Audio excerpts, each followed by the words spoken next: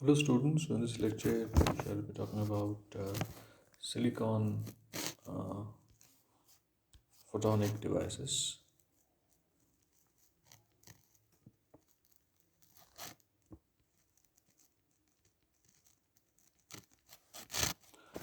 Now, silicon photonics is a rapidly growing research field because it is expected to lead to a reduction in the power consumption by signal processing, by allowing integration of all electrical switches. So, uh, power consumption is going to go down, and while we are doing the signal processing, as we intend to integrate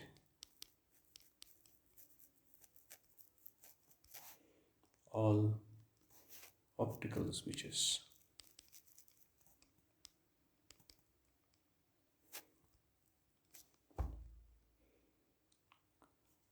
And apart from these optical switches, we also would like to integrate electro-optical modulators,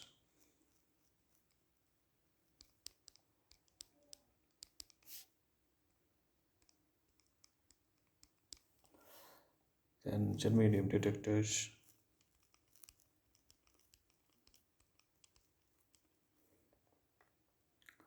and mostly importantly, CMOS electrical device on a silicon chip.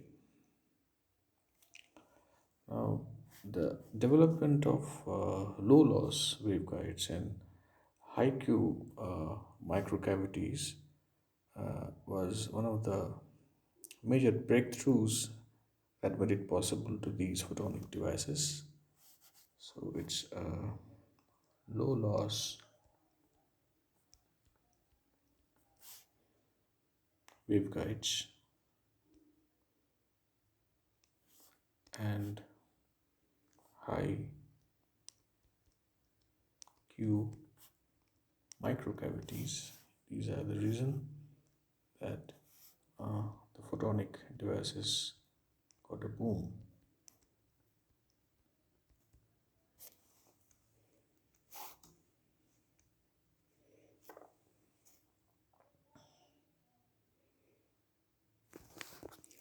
However, the maximum uh, Q and minimum voltage.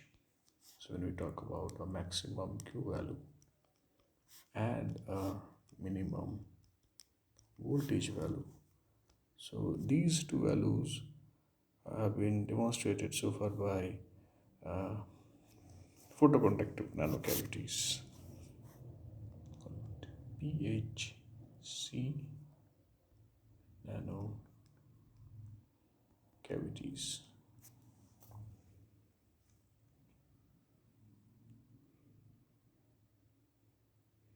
Yeah, photonic crystal nanocavities. And so these photonic crystal nanocavities are crucial. Uh, let's go this photonic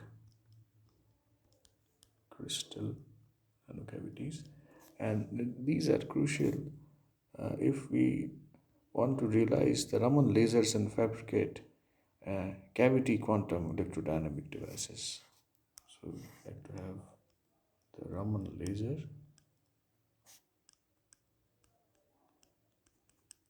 or cavity quantum electrodynamic devices.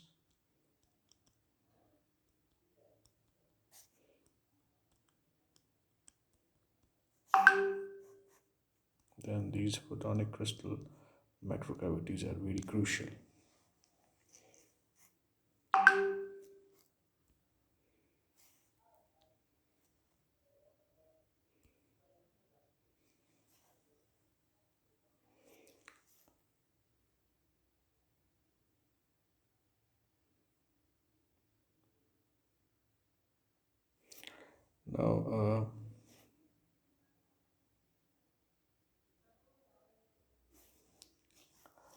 Now, the fusion of these two technologies, one is your silicon photonics and uh, photonic crystal technology.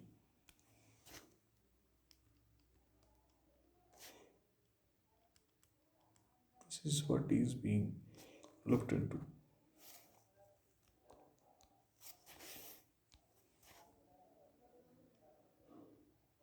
A fusion of these two technologies, because it will lead to variety of uses, including classical as well as quantum application.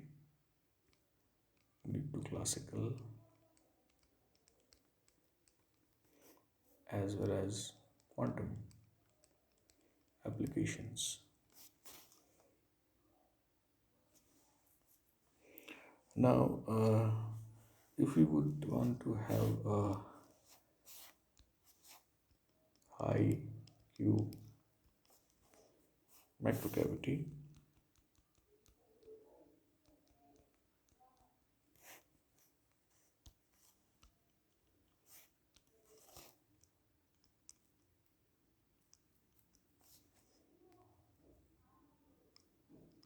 photonic crystal uh, nanocavity, for that matter, call it an NC. Nanocavity usually requires an air bridge structure,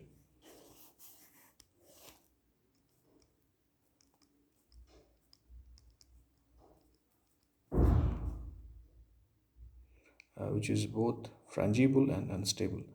Now, the creation of an air bridge structure requires removal of the sacrificial SiO2 layer. So, if you know that when you have a silicon layer, when you take a silicon chip, there is always an uh, native SiO2 oxide on it, and so this is the silicon and this is SiO2. So, its native SiO2 has to be removed by isotropic etching. This has to be removed first. Then, after the removal has taken place, we need to integrate the photonic crystal device on it. First, there is a removal. See, we remove it and then we put a photonic crystal device on it. So, this is the basic mechanism what we would like to do.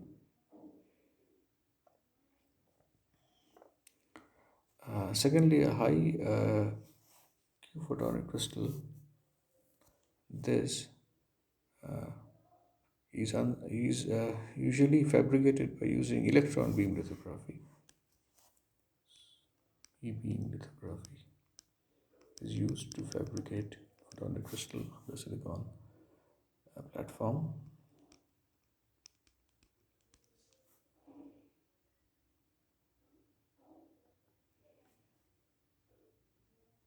And but this is an accurate process, but a time-consuming process. Uh, Although researchers have recently demonstrated high Q photonic crystal nanocavities with SiO2 and spin glass cladding, whose demonstration is an important step towards fusion with silicon photonics. So, the introduction of spin glass cladding has also been done.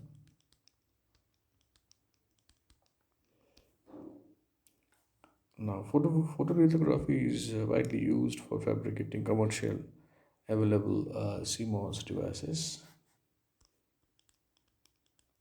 although there is electron beam lithography. This is the used in industry for mainly the CMOS devices,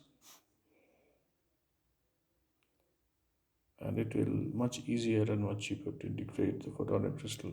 So we will focus on this photolithographic technique, and it will help in integrating photonic crystal with silicon photonics. Call it as SiP.